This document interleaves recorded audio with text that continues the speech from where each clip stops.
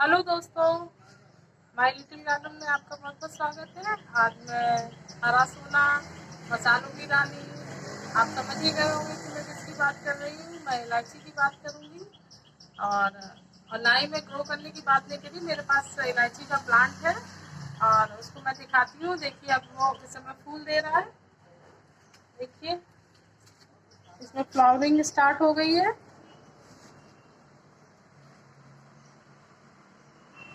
ये देखिए, इस तरह से होता है इलायची का फूल। देखिए, लगभग जैसे अपराजिता का फूल होता है उसी जो है, वाइट कलर का। इसमें डार्क रेड मैरून कलर की लाइनें रहती है। यही इलायची का फूल है। और इस प्लांट की बात करें तो ये प्लांट लगभग मेरा 2 साल का हो गया है। और ये मैं नर्सरी से लेके आई थी। तब इसकी सिर्फ 2 स्टिक थी। आज देखिए ये प्लांट कितना घना हो गया। नीचे लगभग इसमें 100 से ज़्यादा प्लांट बन गए होंगे ये। जबकि मैं इसमें काफ़ी निकाल भी चुकी हूँ और कुछ लोगों को मैंने दिए भी हैं। और ये एकदम घने हो गए। ये प्लांट जो है ये 2 तरीके से लगता है। एक बीज से लगता है और एक ये अपनी जड़ों से नए प्लांट निकालता रहता है, उससे लगता है। और वैसे तो यूट्यूब पे बहुत सारे वीडियो पड़े हुए हैं कि हाँ, घर में जो इलायची हम खाते हैं उससे ग्रो हो जाते हैं। तो मेरी जानकारी तो ये है कि जो घर में इलायची आती है उससे कभी भी प्लांट ग्रो नहीं होता, क्योंकि जहाँ इलायची पैदा होती है उत्तर भारत में तो ये होती नहीं है। और मेरे यहाँ क्योंकि ये लग गया है, फूल भी आने लगे हैं, तो उम्मीद करते हैं कि इसमें फल भी बनेगा। और जब इसका प्लांट हम बीज से ग्रो करते हैं तो जब हरी इलायची होती है जो, वो उसके बीज से ग्रो हो सकता है। जो हमारे पास जो इलायची आती है किचन में, जो हम लोग यूज करते हैं, वो आप मानिए कि जब वो इलायची का हार्वेस्टिंग की जाती है तो जब उसकी हरी इलायची 6 किलो होती है तो उसको ड्राई करके 1 किलो रह जाती है। वो मार्केट में आती है, वो हमारी किचन तक आती है, उसको हम लोग कंज्यूम करते हैं। तो उससे उसमें उसके सीड में कोई भी मॉइस्चर नहीं रहता, तो वो तो ग्रो नहीं हो सकती।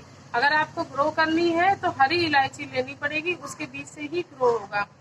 खैर, अब इस प्लांट के बारे में बात करें तो ये प्लांट है तो या तो बीज से ग्रो करते हैं, या इसमें हमने अभी आपको ये दिखाया, ये जड़ों से ये नए प्लांट आते रहते हैं। ये तो जहाँ इसकी खेती होती है, अब यहाँ तो होती नहीं है, अपने यहाँ यूपी वगैरह राजस्थान कहीं नहीं होती। ये केरल, तमिलनाडु और कर्नाटक और उसके आसपास के इलाकों में ही इसकी खेती होती है। और जब ये खेती होती है तो ये प्लांट जो है इसमें एक एक सेपरेट करके लगभग 3-3 फीट की दूरी पे लगाया जाता है। चूंकि हमारे पास इतनी जगह नहीं है कि मैं इनको अलग सेपरेट करूं और अलग अलग लगाएं, तो ये प्लांट लगभग 5 से 10 फीट तक की ऊंचाई तक हो जाता है जब सेपरेट में लगाते हैं। और ये जो फल की ये देख रहे हैं फूल जो है, ये जड़ों से ही इसकी स्टिक आती है और इतनी ही हाइट हो रहती है। और ये पहला जो प्लांट है इसका, वो काफी ऊंचा हो जाता है, 10-10 फीट तक हो जाता है। और ये जड़ों से स्टिक निकलती है। अब चूंकि मुझे लग रहा है कि मेरा प्लांट इतना सारा इकट्ठे ये सारे प्लांट लगे हुए हैं तो शायद इनकी हाइट नहीं बढ़ पाई है, लेकिन इनमें अब इनका चूंकि ये समय है तो इसलिए इसका ये फल बनने की प्रक्रिया शुरू हो गई है। और जो फल है इतनी ही हाइट पे लगते हैं और ये प्लांट 10 फीट तक चले जाते हैं। अब इसकी जमीन की बात करें तो इसके लिए तो लाल जो दोमट मिट्टी होती है वही उपयुक्त होती है। और इसका क्या, पानी की बात करें तो इस प्लांट को पानी बहुत अच्छा चाहिए।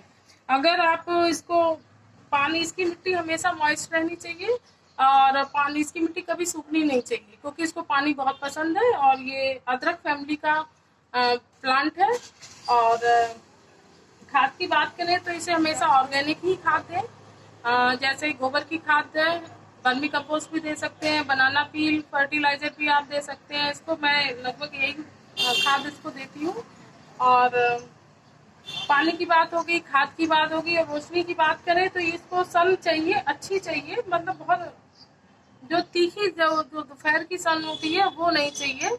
और ऐसी जगह लगाए जहाँ पे मतलब लगभग आधे दिन की धूप आए और बाकी जो तेज वाली धूप इस पे ना पड़े। वैसे पड़ भी जाती है तो खैर बहुत नुकसान नहीं होता है, पर इस प्लांट की जो रिक्वायरमेंट है मैं उसकी बात कर रही हूँ।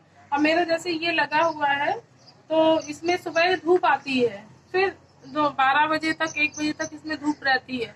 उसके बाद ऊपर हमारा ये थोड़ा सा शेड है, तो उसकी फिर इसकी छाया आ जाती है, फिर ब्राइट लाइट हमेशा पड़ी रहती है इसमें। और ये प्लांट वैसे पहले तो बाहर लगा हुआ था, और फिर वहां से निकाल के इसको यहाँ लगाया गया, और तभी इसको सेपरेट भी किया था, लेकिन फिर से इसमें नए सारे काफी प्लांट आ गए हैं। और अगर आप लोग जमीन है तो जमीन में लगाएं तो बेहतर है, और अगर आप गमले में लगाते हैं इसको तो काफी बड़े गमले का इस्तेमाल करिए। कम से कम 18 से 20 इंच के गमला हो और चौड़ाई में उसको ज्यादा हो, उसमें ही लगाइएगा, क्योंकि ये प्लांट तो मैंने बताया ना नीचे से मल्टीप्लाई होता रहता है। तो बाकी ये अगर जमीन है आपके पास थोड़ी भी है, जैसे मेरे पास बहुत जमीन नहीं है, ये थोड़ी सी जमीन थी तो मैंने इसको कोने में लगा दिया। तो आप इसे जमीन में दें तो ज्यादा अच्छा है, क्योंकि ये प्लांट फैलता बहुत है। और आप चाहें तो इसमें जो प्लांट निकलते रहते हैं उनको सेपरेट कर करके अलग अलग लगाते जाइए, तो आपके ढेर सारे प्लांट, अभी यही ढेर सारे प्लांट है पर जमीन नहीं है, तो अभी एक ही जगह लगे हुए हैं। और गमले में मुझे लगता नहीं है कि ये बहुत ज्यादा सर्वाइव अच्छे से करेगा, तो इसलिए मैंने इसे जमीन में ही छोड़ा हुआ है। और इसकी जो फल बनने की प्रक्रिया है, फूल बनने से कम 30 से 45 दिन में इसके फल बनते हैं। तो अभी मेरे प्लांट में फूल आया है, तो उम्मीद करते हैं फल भी बनेगा।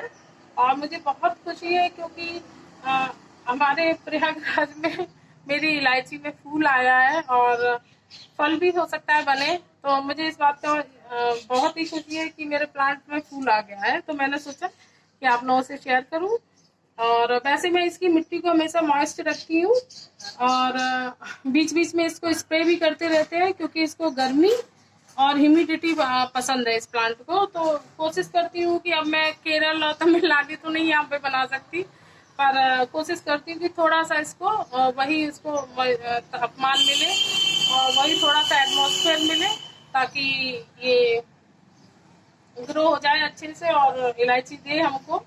और बाकी तो और कोई विशेष बात नहीं है। और बाकी बहुत ही अच्छा प्लांट है, अगर आप लोगों को नर्सरी से मिलता है तो आप लोग जरूर लेके आए। और सीड से तभी ग्रो करें जब आप इसकी हरी इलायची जो ड्राई ना की गई हो, उसको अगर आपको कहीं सीड मिल जाते हैं तो उससे आप ग्रो करेंगे तो ग्रो हो जाएगा। और बाकी मेरी जानकारी अच्छी लगे तो प्लीज मेरे वीडियो को लाइक कीजिएगा और मेरे चैनल को सब्सक्राइब कीजिएगा। Thank you for watching.